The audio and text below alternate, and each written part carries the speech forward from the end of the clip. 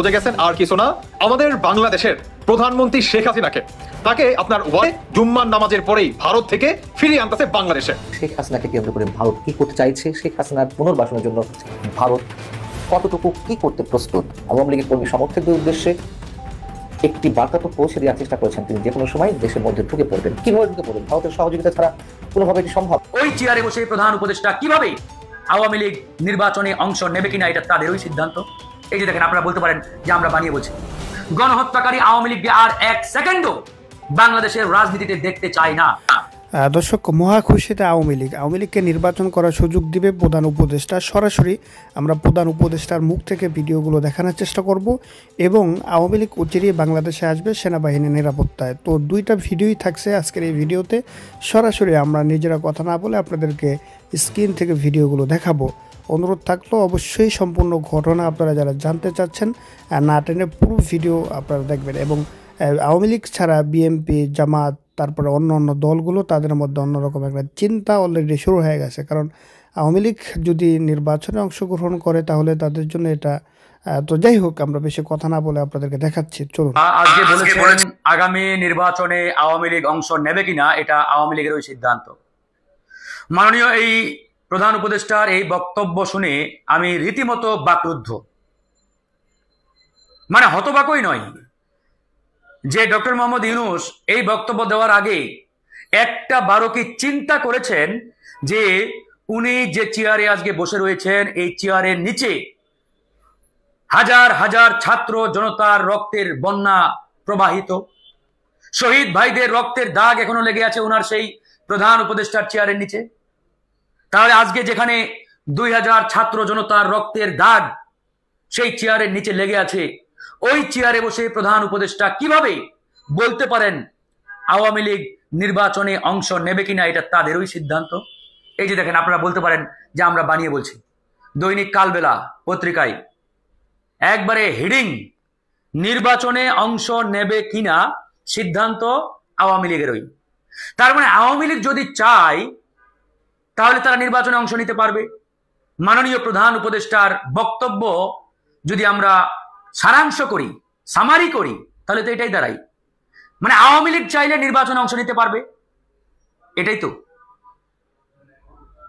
আমরা স্পষ্ট করে বলেছি, এদেশের মানুষ গণহত্যাকারী আওয়ামী লীগকে আর এক সেকেন্ডও বাংলাদেশের রাজনীতিতে দেখতে চায় না। আওয়ামী লীগ তো কোনো রাজনৈতিক দলের কাতারে পড়েই না, বরং আওয়ামী লীগ গণহত্যাকারী সংগঠন হিসাবে ইতিমধ্যে জনগণ কর্তৃক নিষিদ্ধ হয়েছে। জনগণ অলরেডি লাল কার্ড দেখিয়ে দিয়েছে। এখন শুধু রাষ্ট্রীয়ভাবে এই গণহত্যাকারী দলটিকে নিষিদ্ধ করতে হবে।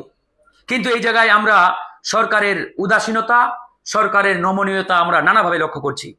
একবারেই পরিষ্কার, সরকারের যে উদাসীনতা, নমনীয়তা, এটা যদি চলতে থাকে তাহলে আমরা দুঃখিত, আমরা বাধ্য হব। কারণ আওয়ামী লীগের প্রশ্নে আমরা নো কম্প্রোমাইজ অবস্থানে। আজকে দেখেন, এই কথাটি বলতে আমরা বাধ্য হচ্ছি। বিএনপিও বাংলাদেশের এই মুহূর্তে 1 নম্বর রাজনৈতিক দল। শুরুতেও তারা আওয়ামী লীগের প্রশ্নে অনেকটা নমনীয় ছিল। যখন ছাত্র জনতা, এদেশের জনগণ আওয়ামী লীগের প্রশ্নে একাত্রা হলেন, বিএনপিও বাধ্য হয়ে জনগণের কাতারে এসেছে এবং বিএনপি কিন্তু স্পষ্ট বলেছে তাদের দলীয় অবস্থান এখন আওয়ামী লীগের প্রশ্নে জিরো টলারেন্স। আওয়ামী লীগকে নিষিদ্ধ করতেই হবে। বিএনপি, জামাত ইসলাম, গণ অধিকার পরিষদ, অন্যান্য প্রত্যেকটা রাজনৈতিক দল আওয়ামী লীগের প্রশ্নে আজকে একাত্রা। সেখানে এই অন্তর্বর্তীকালীন সরকার হঠাৎ করে 360 ডিগ্রি অ্যাঙ্গেলে পিছুটান নিয়ে তারা আজকে নমনীয়তা লক্ষ্য করছি আমরা। কেন জানি মনে হচ্ছে যে আওয়ামী লীগের নেতাকর্মীরা কোনো একটি বিশেষ রাজনৈতিক দলে যতদিন না পর্যন্ত পুনর্বাসিত হচ্ছেন ততদিন পর্যন্ত বোধহয় তারা আওয়ামী লীগকে নিষিদ্ধ করতে চান না। ততদিন পর্যন্ত তারা আওয়ামী লীগের প্রতি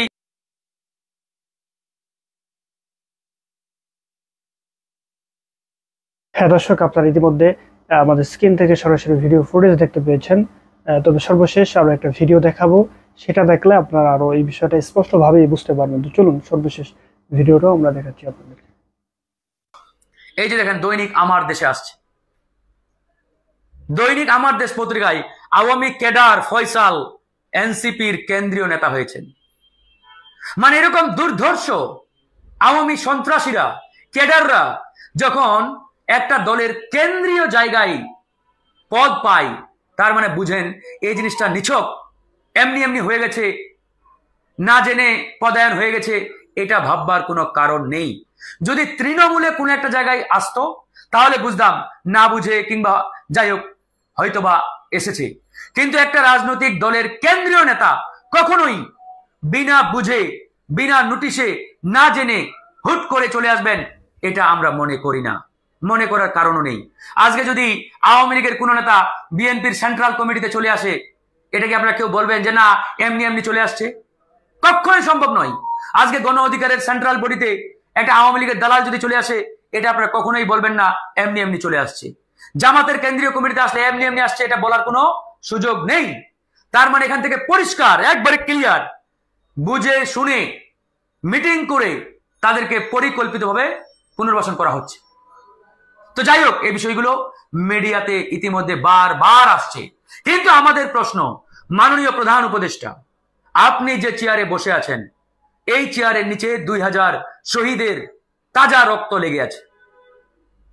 আপনি একটা কথা বলার আগে 50 বার আপনাকে ভাবতে হবে।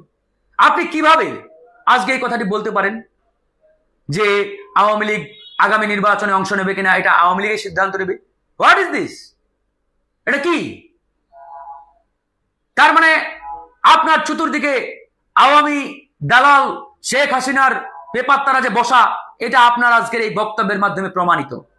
এর আগেও আমরা বলেছি, এই সরকারের ডানে বামে সামনে পিছনে 90 থেকে 95% চেয়ারে আওয়ামী দোসররা বসা। আমাদের কথাই তারা এখন পর্যন্ত কর্ণপাত করে না। আমরা বারবার বলেছি, এই উপদেষ্টা পরিষদে আওয়ামী লীগের দালালরা বসা।